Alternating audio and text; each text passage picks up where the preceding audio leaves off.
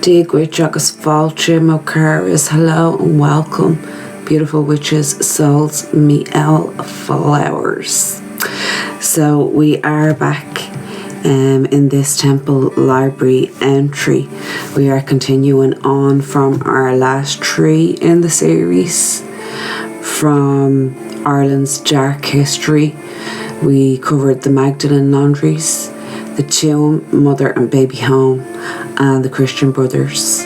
If you are walking through this series with me, thank you for witnessing. So in this one, I am speaking on the industrial schools and Ireland's forgotten children. I do have a candle lighting as ever, and it is flickering like crazy as I start. So in this one, I'm looking at who was sent there, the conditions many children faced, the labour and mistreatment within these institutions, and the long-term impact these systems had on generations of Irish children and families. We are closing with a reflection and some heart chakra singing bowl for the children and the families. So again, if you have any religious trauma, go gentle with yourself as you move through these temple library entries. So grab a cup of tea or some liquids and join me at the hearth.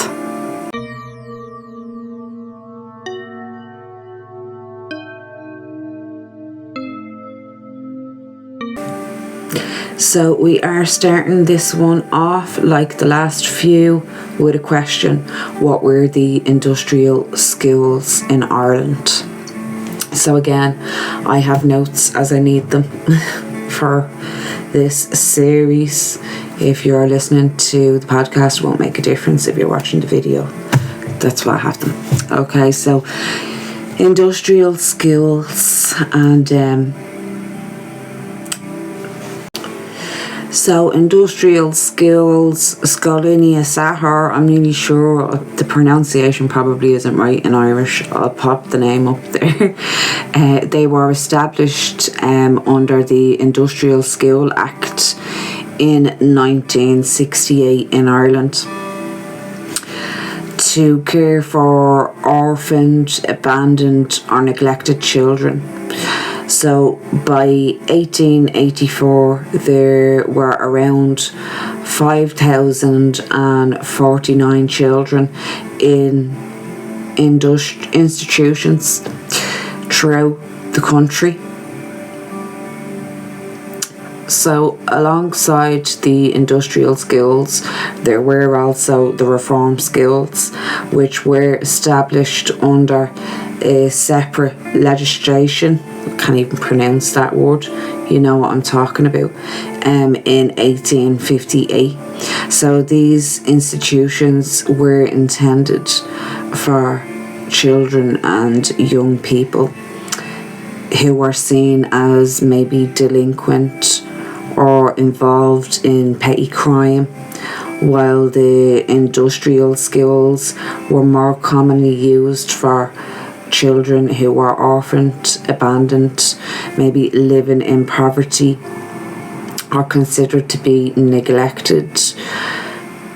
Although they were created for different purposes, both the systems became deeply tied to the institutionalization and also religious control and labour and the mistreatment of children.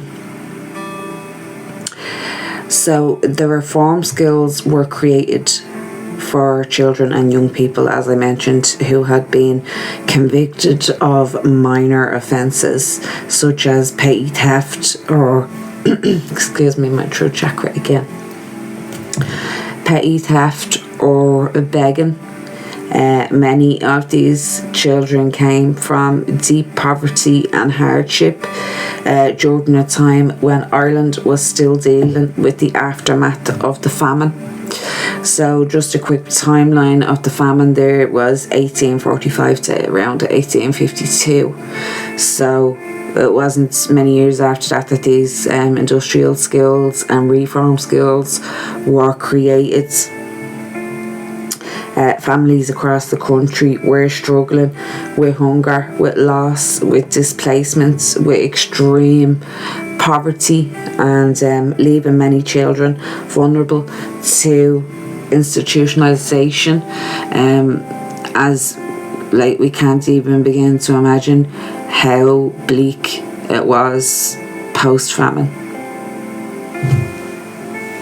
Over in who was sent there, but I'm just gonna do a little quick rundown on that. So who was sent there, as I mentioned, many of the kids sent to these institutions weren't dangerous criminals, but kids living in poverty who lost parents, kids considered neglected, abandoned, homeless, or beyond control of their families. And others were sent there for minor offences or because they just didn't have anywhere else to go at that time. Another kind of offshoot of that is later down the line with the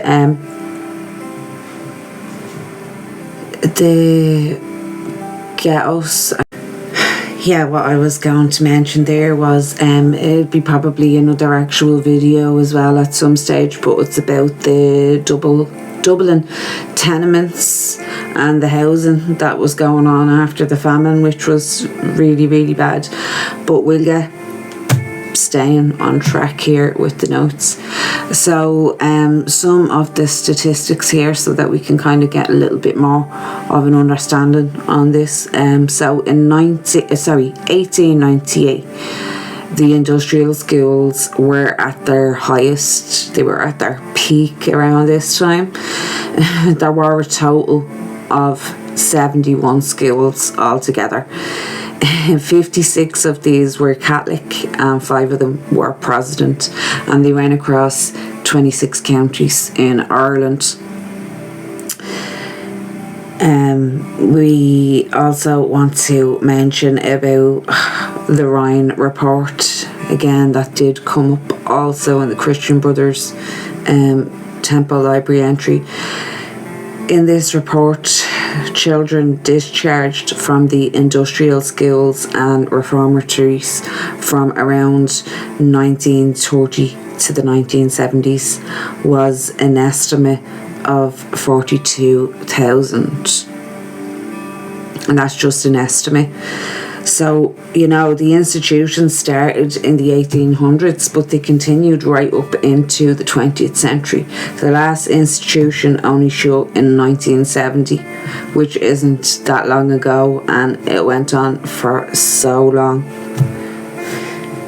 So in a moment we're going to get into when the silence was broken. So yeah, I just wanted to give them little statistics there first before we move on, because I know that these started in the 1800s and it feels like, wow, that's like bleeding lifetimes ago, but they went on right up till the 1970s, which is right up until the 20th century, so it isn't that long ago at all, really. So we're moving on to when the silence was broken now. Investigations of a report in 2009 went back over a period to the 1940s, and they found that many children were subjected to systematic and sustained physical, sexual, emotional abuse.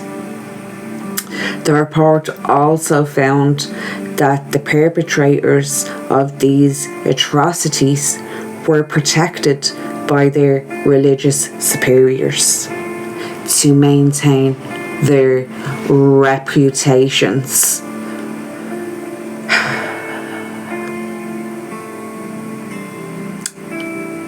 I'm sorry, I'm doing my best again to not get upset and not get so fucking angry, because I really am. Every time I do these videos, I'm like, right, we'll get through this, and then at some stage, I'm sorry guys, but you know, I'm just going to pause for a second again, and I'll come back composed. Okay, so we're moving on here. So there was some questions and controversy that also emerged around controversial medical trials and studies that were carried out on children within some of the institutions. This later raised concerns about the consent and the oversight, but it was never looked into. If you do a little bit of research, this was never looked into. It was shut down straight away. You know, so they weren't even able to investigate this part. You know, so it was never looked into, and it remains a deeply sensitive and debated part of Ireland's institutional history. Oh, for fuck's sake. Okay, we're moving on here now. So, we're moving on to St. Vincent's Industrial School in Goldenbridge in Dublin. I will pop a picture up there. It is an old picture. It was founded by the Sisters of Mercy in Dublin in 1831. And then in around 1856, the sisters ran a rehabilitation service for women that had been incarcerated, preparing them for the outside world, for their release. And that service continued up until 1883. So by 1883, it was turned into an industrial school for girls, and this industrial school only closed in 1983. You know, but behind the statistics and the institutional systems were real children with real lives. And one of the survivors who later helped lift the veil on Goldenbridge Industrial School was Christine Buckley. She spoke publicly about her time there. She created a film, a documentary that I'll pop up here now, and I'll pop up again in a bit when I'm leaving more resources. And it is called Dear Daughter. This became such an important documentary showing her and others' lives and experiences at Goldenbridge. So I did just want to mention that, like, watching Dear Daughter also touched me very deeply as a mother myself, as a mother as well of my daughter having mixed race.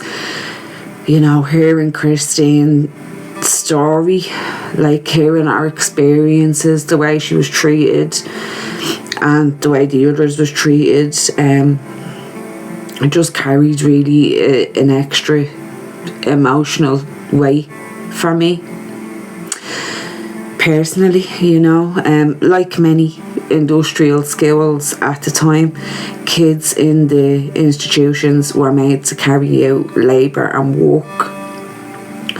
In some schools this included laundry work, farming, sewing, and even the making of the rosary beads and religious items.